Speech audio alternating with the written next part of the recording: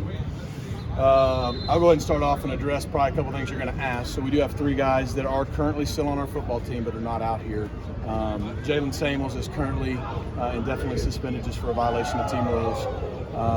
And then Camar Wheaton and Teddy Knox are being suspended at the moment for just academic purposes. So they're all still part of our team. They're just not with us right now. And we're all hopeful that there's a path back at some point in the near future.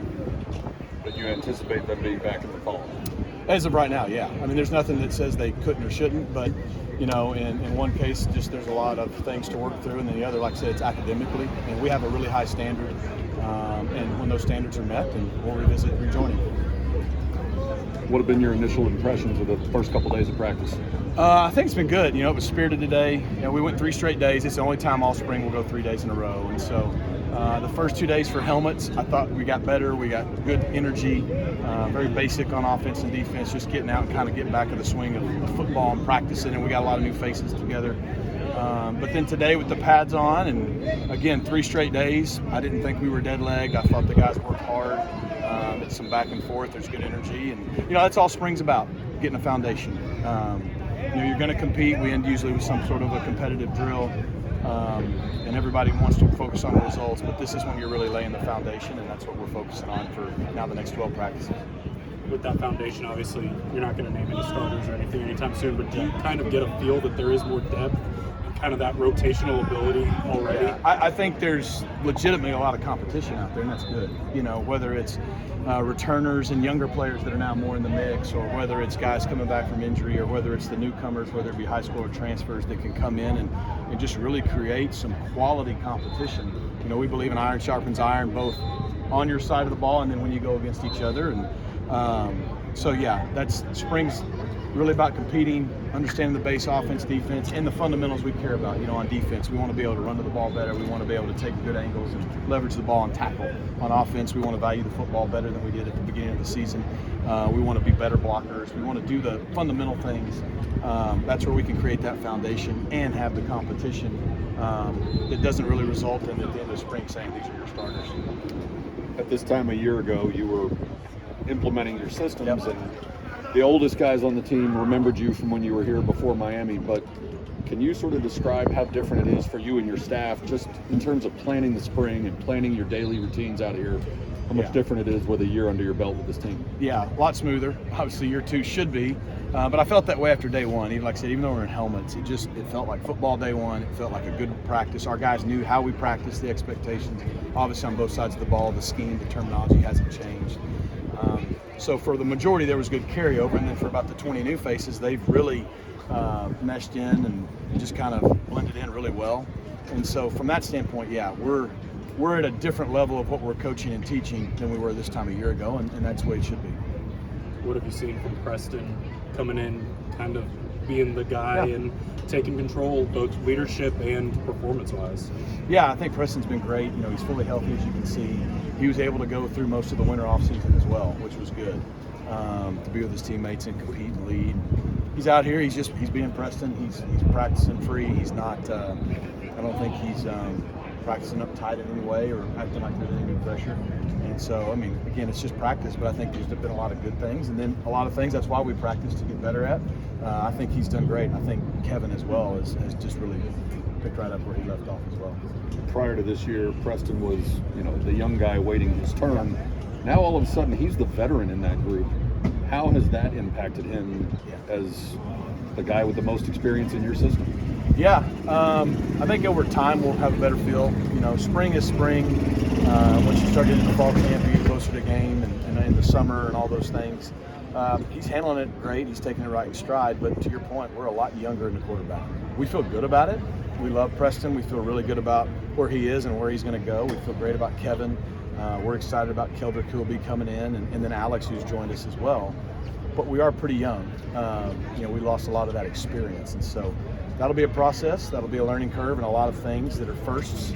And I expect him to handle it really well. Obviously, this past year was your first year and your staff, but it was also the first year with Sean Griswold as your strength coach. So now, after a year working with him and his staff, who has caught your eye, either being significantly bigger and stronger, or leaner, or quicker? Physically, who's caught your eye after a year? That's a good question. I think on defense, I think DeVere Levelson, you're starting to see he's really working on just really getting bigger in his lower half. I think in just the winter portion for 6 or 7 weeks, he's started to do that. So I think he'll continue between now and early September to change his body in a good way, even for an older guy. I think on offense, you look at Jordan Curley. Jordan Curley, to my knowledge, has never had a full offseason. I don't know what it was like when he was at Arizona State, but he came here and he's either been in a transfer mode or hurt and having off-season surgeries, since he's been here, or been really limited in what he can do. And he's already 10, 15 pounds heavier than he played a year ago, and that's just in 6 or 7 weeks. And so, I think the added weight will make him a more physical player, but it also hopefully keep him healthier. And so I think that's two guys that stand out. Just overall, year 2 with Grizz, you can just tell our guys there's a comfort level there, and it's been pretty seamless. Piggybacking off that a little bit, injury bugs hit a little bit.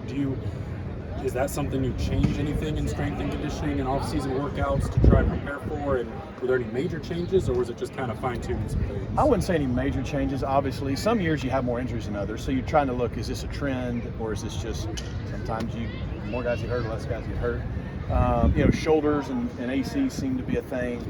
So you're looking at everything from the turf you're playing on to your pads to what are we doing maybe in the spring and summer. I know Grizz is trying to implement some things to just maybe go over and above on what we do with our shoulders and things. Not that we think we were doing anything that contributed to injuries. Same thing, we're checking all the pads. We have the best pads, but is there something we can do to make sure that if it's preventable, we're doing that? But I don't think there's anything to glaringly get concerned about. We've been fortunate for 3 straight days to not get anybody hurt. The guys that are out are guys that are out, with either in-season or post-season surgeries, and we expect them to all be back by fall. We saw you a couple of weeks ago talking about signing day, which included a bunch of transfers.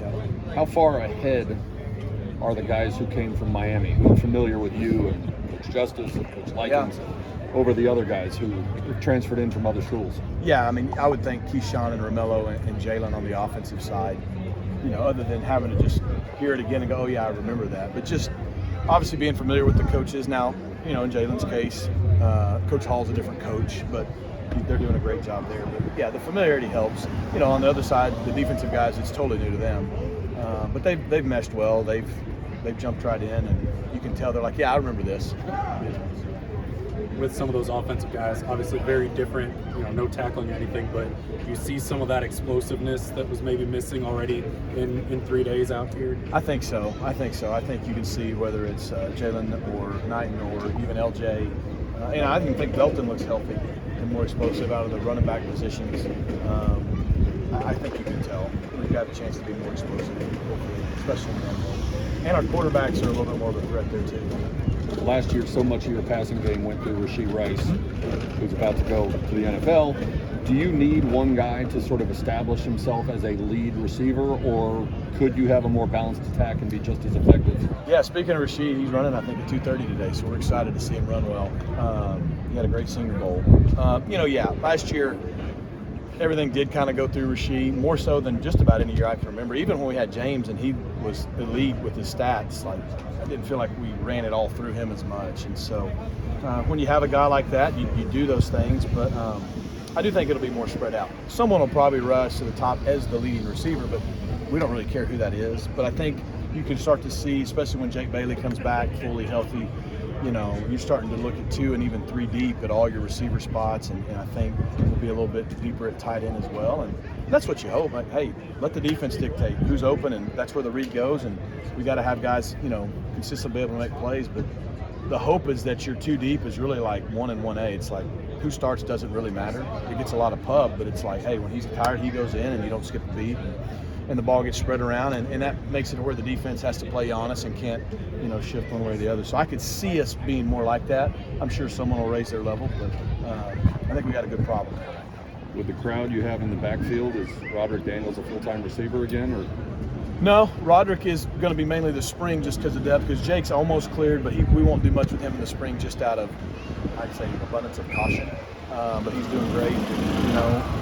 He'll play mainly receiver in the spring. Maybe towards the end we'll kind of start to toy a little bit, but I still think as we ended the season last year, you saw how good he was with the ball in his hands. I'm not saying he is this guy, but the way he's used, like Deebo Samuel's used in the NFL, and that's kind of the way we see him. He can run the football in the backfield, catch it out of the backfield, obviously return game, and all the ways he can get the ball as a receiver. And we're still going to try to utilize that skill set, when we get closer to the season. What's your prediction for Rasheed? How's he going to run? I'm going to say he's going to go under 4.5. So let's go 4.48. Defensively, tackling was kind of an issue last season. Coach Simons kind of talked about maybe spring and fall would have to look a little different on that side of the ball.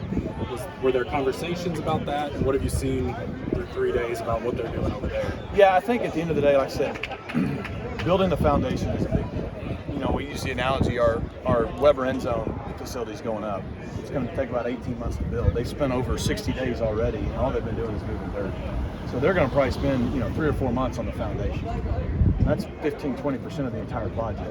It sounds crazy, but that's how important the foundation is, right?